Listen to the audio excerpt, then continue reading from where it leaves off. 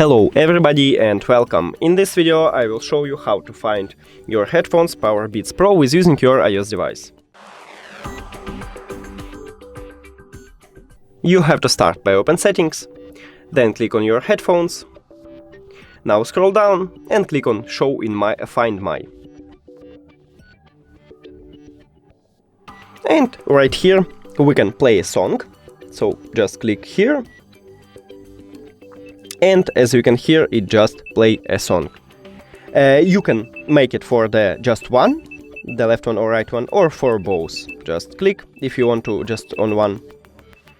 And the same you can pause it by just click on what in playing, or click of course to stop.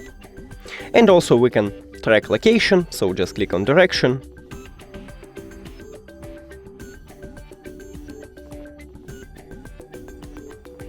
And right here we have it. That's it. Thank you for watching this video. If you found it helpful, please consider subscribing to the channel and leave the like on the video. It's really important to us. See you later.